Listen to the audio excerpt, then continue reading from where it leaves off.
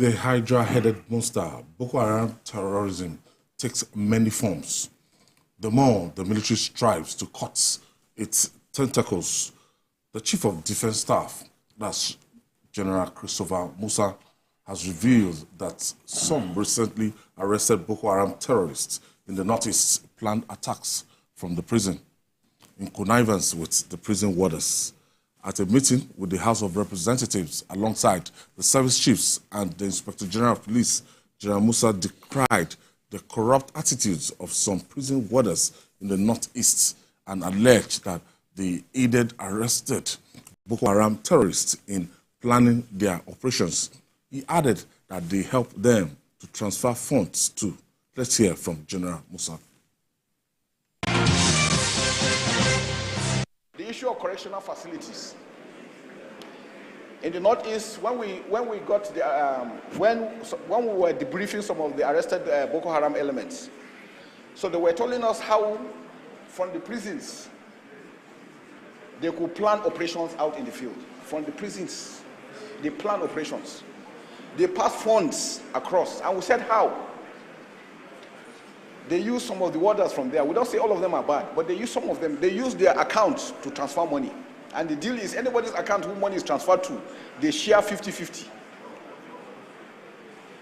Those are the areas, those are the challenges we're having. And if you look at where we have the correctional facilities, they've all been occupied now. The Kuje facility, you have a school sharing wall with the prison yard. In Ibadan, the marketplace is where Agodi is where you pass to go to. So I think we need to really look at this as critical for us to have good control in these areas.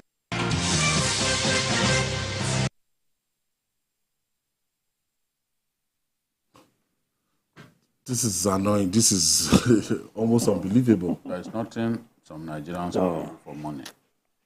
There's nothing some Nigerians can do just because of money. You see, the Boko Haram war would not have lasted this long if not for the activities of some enemies within, saboteurs within. Even the army, they've arrested, maybe they didn't ask him questions about that. If I was there, I would have asked him about soldiers that were clearly giving weapons to bandits, soldiers collaborating with Boko Haram. They've arrested many of them. The former Chief of Defense Staff was lamenting. He said these cases are becoming too recurrent. Now, why should soldiers be conniving with bandits to the point that they even arrest you with them? Why should soldiers make their weapons available to the enemies of the state? Why should soldiers provide information about troops movement to facilitate an ambush by the enemy? These things happen. And soldiers have been arrested. In Yobe State, recall the case of a soldier. His barrack is in Unguru. One popular cleric was going to was going to Geshua. He asked for a ride. After the cleric gave him that ride, he killed the cleric and tried to steal his car. In fact, this last trip that I made to Yobe, I saw two of the children of that cleric, interviewed them. A soldier paid to protect you and I. He asked for a ride. The innocent cleric gave him a ride. And he killed him before they got to the next village. So there are people who can do anything. This one that they are saying that some prison warders that are conniving with Boko Haram, I'm not surprised. Because once money is involved, some Nigerians are ready to kill. We behave like this money, we are not going to leave it behind when we die. It's as if we are amassing wealth to use in in the hereafter. Yeah. People are insane about some of the things that they do because of money. But we have to defeat insurgency. Each of the service chiefs was speaking. I've never seen in the very recent past where they opened up the way they opened up. Maybe you want them to come and talk. Oh, you don't want their subordinates to represent them. You want them to come and talk. This chief of defense staff spoke similarly to the late Atahiru when he faced the Senate. Remember when he faced the Senate, he told them the plain truth. So we can't be fighting to defeat terrorism and people will stay prisoners, will be conniving with Boko Haram detainees, giving them information, helping them to warehouse money from kidnapping and all that. I think also that our system is too loose because the banks have been told that when they see suspicious movement of money, they are supposed to alert the FCC. Or is it that sometimes they alert them and nothing gets done? Because that is not impossible too. Given how corrupt we are as a people, that is not impossible. So clearly the service chiefs need more funding. He was talking about one of the precision bomb that is used in one of the unmanned area vehicles. He said it cost $85,000. Yes. Sometimes just one bomb that they would drop. It could cost up to 10,000 euros. One bomb that the jets carry. One. So, and you know how many sorties the Air Force does in a day. So it's expensive. Even the fuel alone. Yes, the fueling is a lot of money, and now it will be a lot higher. A lot higher now because of the price of everything has gone up. So war is very, very expensive, and if we want to win, we must be ready to spend so much money. Then, what do we do about our forests? He was talking about 73 different forests in Niger State alone. That's why we have the national park, Kanji National Park, abandoned for years. Boko Haram has found it a good habitation. A lot of the forests, all these forests in the north, Rugu Forest, stretching all the way from the northwest to Central African Republic. Boko Haram and the other bandits, that's where they use. They don't want to stay with the rest of us, but they have enough places in the forest to stay. What have we done? There ought to be, the president talked about forest rangers.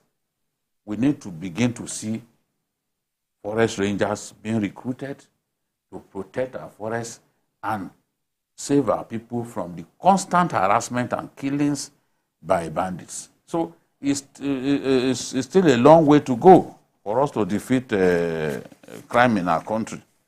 People who work in our correctional center, prison officials, apparently Nigerian Prison Service under the Ministry of Internal Affairs and everything, I think it's time to bring the searchlight on these guys. Well, it's always been there. It's just that with the Boko Haram experience, we now also need to find means of curbing them. In Lagos now, if they are bringing any VIP that is in prison, any VIP to the courts, you see the way these prison officials scamper. But you know the way it is. That is why for every VIP that goes to court, they don't want to be in the facilities of the DSS or EFCC because they know the prison is far better. Some years back, from some years back when I was a reporter, many years anyway, when you go to Kirikiri, you see all of them with well-starched, the civilians that they are detaining, well-starched natives. They are, and the kind when you go into the room where the Oga Patapata's room, you see the kind of food they bring to them daily.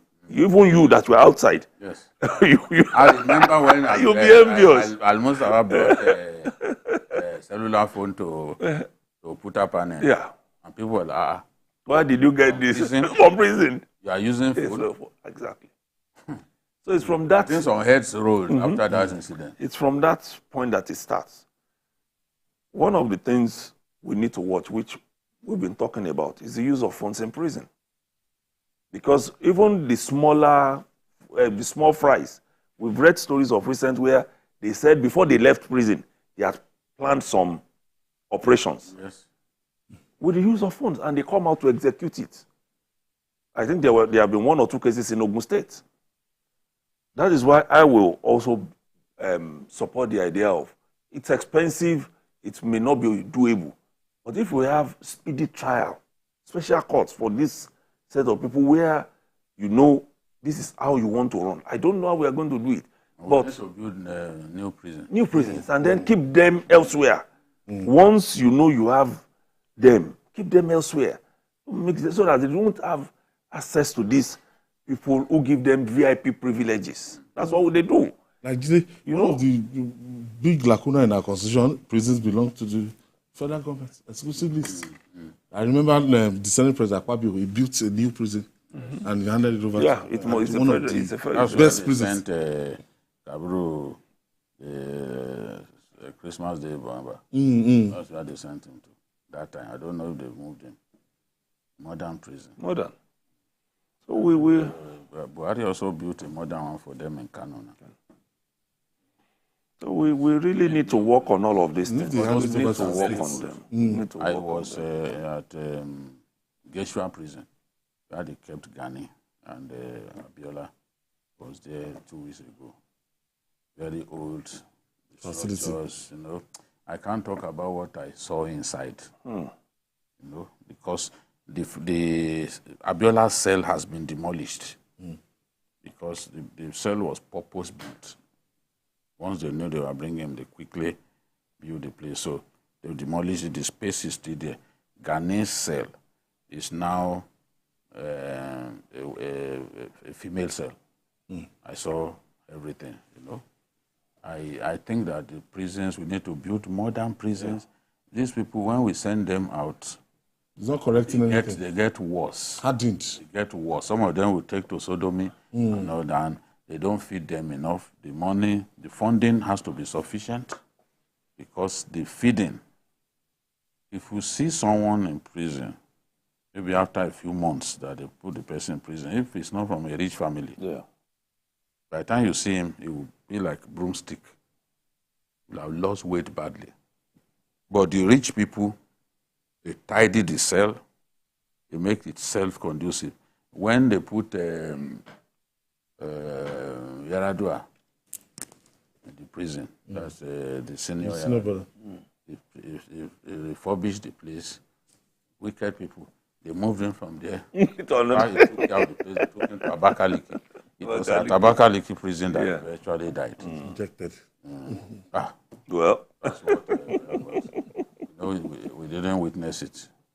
You know, that's where he fell sick and never recovered. Nasty things happened during the military. So I think that the issue of funding has to be addressed. Very key. Very key. He talked about the fact that they will arrest a Boko Haram fighter before you step out of your car. He's been granted bail. We are quick to grant some people bail. Why? I don't know. Well, they always say it's the And we don't put them on trial. The Attorney General was saying that they are going to put some terrorists on trial, you know.